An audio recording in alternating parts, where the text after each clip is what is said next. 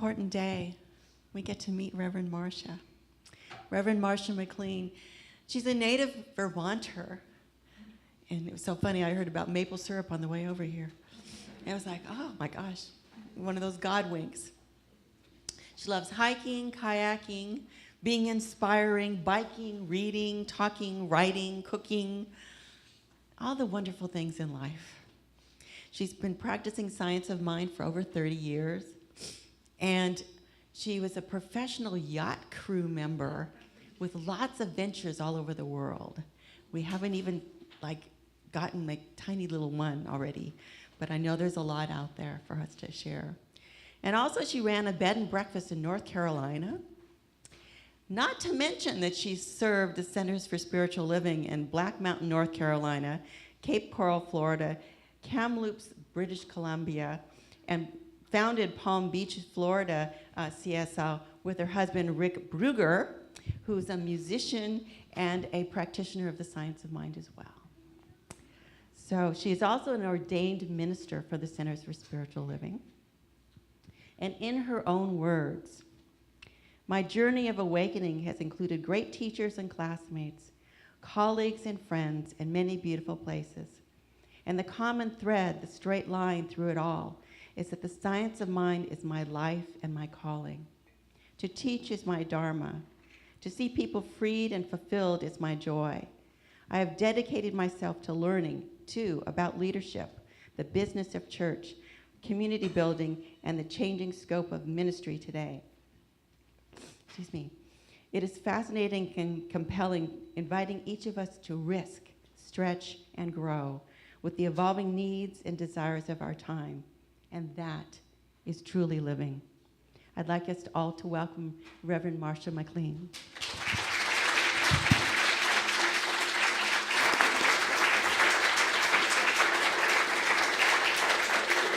Good morning. It's really, really wonderful to be here. And already, before even reaching this point, manifested so many things that are on my must-have list, including the beautiful music. So thank you, guys. And my father, too, is here in spirit. We'll be talking about him in a little while.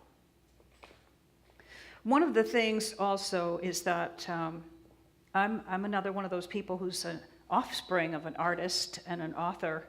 And so I have this experience which some of you can relate to, I'm sure. I sit down to write something and it writes me. If you do this in advance to be prepared, it can happen several times before the actual event, which I did. And so the other thing is that being the daughter of an artist, I've enjoyed tinkering with a medium that's a little newer to me. So I'm not sure whether I'm going to show you all of my slides or some of them. But I had a lot of fun creating some visual cues to go with this morning's message. So first of all, happy Father's Day. Of course, you've probably heard this every time someone gives a talk on a Sunday morning on a day like this. But I want to thank all of the fathers in the room. I want to thank you for choosing to be here on Father's Day. You might have had some other things that you'd like to do as well, and you can do them afterwards. I'd like to thank you for choosing to be fathers, because truly, without you, we wouldn't be here, right? So my topic today is called Fatherhood, Creativity, and Leadership. And you'll see I've got some words that will be on the bottom as well of almost every slide. Realizing potential, making a difference, and leaving a legacy. And I realized when I had the opportunity to prepare to speak on this day, how perfect that was for a lot of reasons. One of them being that in this teaching, this idea of the progenitor, the creator within us all, and our relationship with it, and our learning about that in this teaching, this is a perfect day to celebrate that. It also is a perfect opportunity to recognize that we must therefore have a leader within each and every one of us, and the possibility to affect great change. So I think we have an advantage in that area. The other thing is that whether we, maybe we'll recall this, most of us here today, whether we recall being a very, very young person, full of ideals and no sense of limitation, we may have tried something in our youth to realize such an ideal. We may have recollections of being a young adult, really stepping out there and saying, I don't care, I'm doing this. I'm standing up for this. I believe in that. Or I just know this thing can be done, even though perhaps my parents or someone else didn't think it was possible. We've had youthful attempts at creating new things, at leadership. And finally, in our later years, we have the same process. We have this opportunity to realize that we've still got time and things are still possible. The thing that's the correlating factor, whether we're talking about really young people or young adults maybe stepping out for the first time, or the rest of us considering how we'd like to leave the world, is that we all utilize the same process. There we go. So that was the word. I had fun looking up all of these different terms for father. And if you went online and read my resume, you know I have a very colorful background. So I'm really, really dedicated to neutrality in language, in terms of gender, in terms of having that opportunity to believe and to practice as you choose in the way that feels right for you. So anyway, I thought this one was cool. Progenitor in us is forever tinkering in its workshop, thinking of new things to make and inviting us to join in the fun. This is a beautiful question. Anybody here ever take the class from Thomas Troward called The Creative Process in the Individual? Oh, I see some hands. So Thomas Troward speculated that creation began when Spirit said, I wonder what it would be like to have a friend. Isn't that beautiful? I wonder what it would be like to have a friend. And I'm guessing that perhaps, even unconsciously, those of you who came up against this opportunity to choose to be a father may have had a similar idea in you somewhere. We do a lot of things without realizing it. I love this idea. I wonder what it would be like to have a friend. And so each time Spirit wonders about some new possibility, we are invited into the cosmic workshop to see how that all works out. Each time we accept that invitation, more potential is realized, and Spirit thus experiences more of itself by means of its creations. Can you see then why there's such a beautiful correlation between Father's Day, creativity, and leadership? And why we have such an edge here, because we are constantly exploring how creativity is going on. And we're choosing to do it consciously, and isn't that the definition of leadership? So we each have our own personal relationship with Father, and we may not use that term. We may use something else that allows us to feel good and more comfortable, and then we would want to do that because this is a wonderful and important and key relationship. It is a primary relationship. And behind the flowers, here's what it says: a standing invitation to come into the cosmic workshop and help make cool new things is ours. In fact, our lives are all about this relationship, the creative process, and the things we make. So whatever your human relationship with Father may have been, that might be something that you've been healing, or maybe this is one of those days when you just don't want to talk about it because you're not there yet. This is an opportunity to think of it in a new way and be part of the healing. But whatever it is, has been, or is yet to be, because we're still here, so everything's still in progress. As offspring of the Creator, we are imbued with all of its qualities, and we have our own set of keys to that cosmic workshop. So each time we realize potential in a new way, we make a difference. We make a difference in the lives of those around us, too. And spirit thus experiences more of itself every day. So we're always in this relationship with the divine, of course. And the question then becomes, what shall we create? What shall we create, right? You know, if you've been here for any length of time, that this thing is actually happening always. As we become aware of that, we make it a conscious process, a conscious choice, and we get to practice deliberate creation. So this guy, we have the same nose. You know, I was wondering what was most prevalent. Bob MacLean, my dad, was an artist, a musician, and an author. I wanted to tell you a couple things about him and also about what he did that really influenced my life. So, of course, he was an illustrator. He played the drums. He played all kinds of percussion instruments. He was a jazz musician in a World War II jazz band.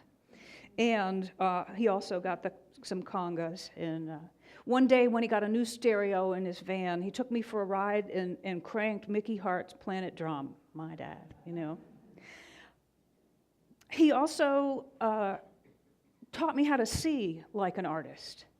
And by that I mean things like looking at a rusty gear that's you know, with high grass growing up like my dad's yard, right? Growing around it and saying, how beautiful, and wanting to take a photograph of that rusty gear, you know, with the grass long, not cut. So he taught me how to see that way. He also taught me how to hear the music in life. I grew up in a household full of great jazz. My mother, by the way, wanted to come back as Ella Fitzgerald if reincarnation was for real. So there was a lot of good music in our house. And the other thing is that my father taught me how to put my thoughts into words, how to articulate. So that's part of it. Here's the other part. In green, I kind of made this somewhat invisible. It's like subliminal, okay? My father and my mother in the late 50s moved to Brattleboro, Vermont from the suburbs of Boston. And it has, in 2016, it had a population of 1,000 less than Grass Valley, okay? Oh, how interesting. So I was born in Brattleboro, Vermont in the early 60s. My parents moved there in the late 50s. And they moved there with a set of ideals that I think you might relate to a little bit. My father and my mother left the Methodist Church and became Unitarian Universalists. They were concerned about McCarthyism, and they headed for the hills. And they headed for an ideal life with artists and authors, with musicians, with people who thought and felt as they did. They took risks thinking and feeling outside the box, outside of the groups of people that they had grown up with. They took risks and in some cases raised a few eyebrows for that. My father was an activist. He was also a very gentle and shy man. So the way that he shared about what mattered to him most was to speak through his art and his music and his writing and his presence. He loved Thich Nhat Hanh and meditation and singing bowls. The correlation that I find between that and today's topic, and also the correlation between Brattleboro and Grass Valley for me, is this.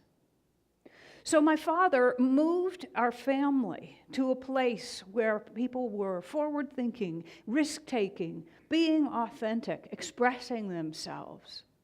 He became a Unitarian like Ralph Waldo Emerson. I found out that my father read In Tune with the Infinite by Ralph Waldo Trine, and where he got it was in the library in Westminster, West Vermont, which is about 1/8 of the size of the Grass Valley Library, but they smell the same. And it was this book, it was an original copy, from the turn of the century, and he had to use a knife or a razor blade to cut the outer edges of each page so he could open the book. I have that book now in my collection. So before I was even born, my father was reading New Thought. He was reading Emerson. He was acting like Emerson and raising a few eyebrows in New England. When my parents went to Brattleboro, they risked a lot. They encountered, just as the people who settled the land before them, difficulties, challenges, bumps in the road, reasons to maybe give up and turn around and go back, but they didn't. And they realized their dream, and they raised a family, and they left a legacy. I'm guessing that the same kind of people came here and settled this town. And they certainly had hardships. They certainly had things that were more challenging than expected. And yet they stayed and they pressed on. And perhaps when you chose to come here, if you came here from somewhere else, you too may have had a difference between your ideal vision of the whole thing and how it turned out to be in the process. And yet something said, yes, this is right. Don't give up. This is it. And you did that too. And look who you are today. Look what you have today. I put this in here because there's such a correlation for me between these two places that I have to admit, the moment that I got out of Reno, I felt at home. So there were pioneers before us. There are also pioneers within us. And there's what we do with that pioneering spirit that is the big question.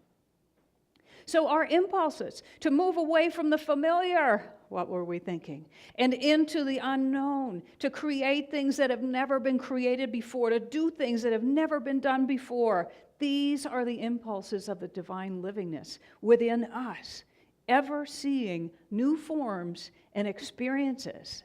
Ever seeking, new forms and experiences by means of us. Ernest Holmes calls that the divine libido.